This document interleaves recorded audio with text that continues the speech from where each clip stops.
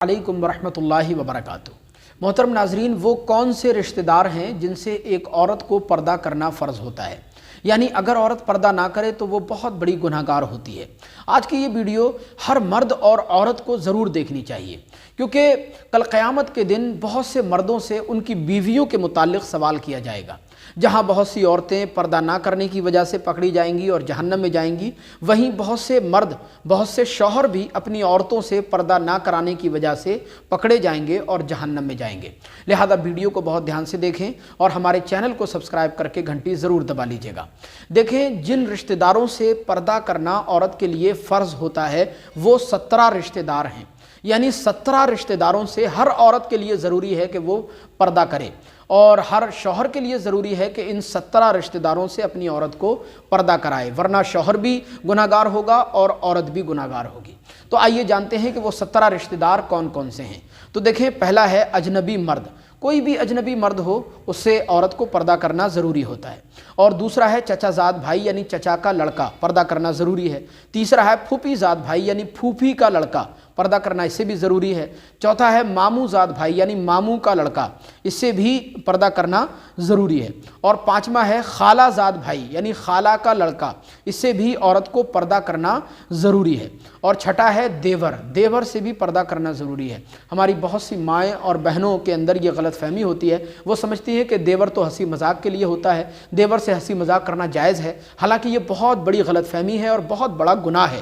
دیکھیں، حدیث پاک میں آتا ہے کہ حضور سرور کائنات صلی اللہ علیہ وسلم نے ایک بار اپنے صحابہ کرام سے ارشاد فرمایا کہ کسی بھی اجنبی عورت کے ساتھ تنہائی میں رہنے سے بچو۔ تو ایک انصاری صحابی کھڑے ہوئے اور انہوں نے عرض کی، یا رسول اللہ، یہ حکم کیا دیور کے لیے بھی ہے؟ حالانکہ دیور تو گھر کا ہی انسان ہوتا ہے، کیا اس سے بھی پردہ کرنا ضروری ہے؟ تو میرے نبی نے فرمایا، ہاں، یہ حکم دیور کے لیے بھی ہے، بلکہ دیور تو اپنی بھاوج کے لیے موت ہے۔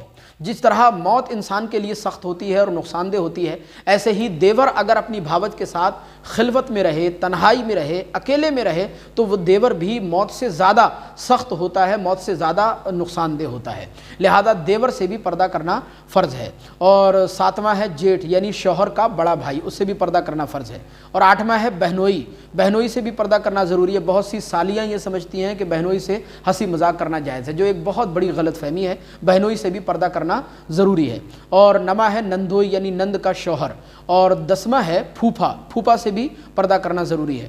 اور 11واں ہے خالو، اور 12واں شوہر کا چچا، اور 13واں شوہر کا ماموں، اور 14واں جو ہے شوہر کا پھوپھا، ان سے بھی پردہ کرنا فرض ہے۔ اور 15واں ہے شوہر کا خالو، اور 16واں شوہر کا بھتیجا، اور 17واں شوہر کا بھانجا۔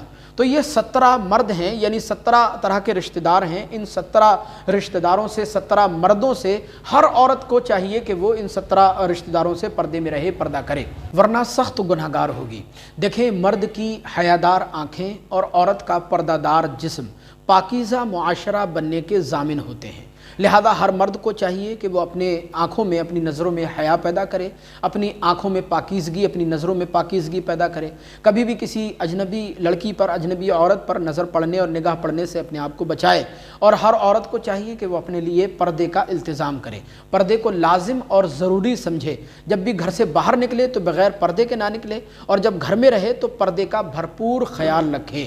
ہمارے مردوں کے اندر حیا ہوگی اور ہماری مائیں اور بہنیں پردے کا بھرپور خیال رکھیں گی تو انشاءاللہ ہمارا معاشرہ خوبصورت سے خوبصورت تر بن جائے گا۔ اللہ تبارک و تعالی مجھے اور آپ کو سب کو عمل کی توفیق عطا فرمائے۔ السلام علیکم۔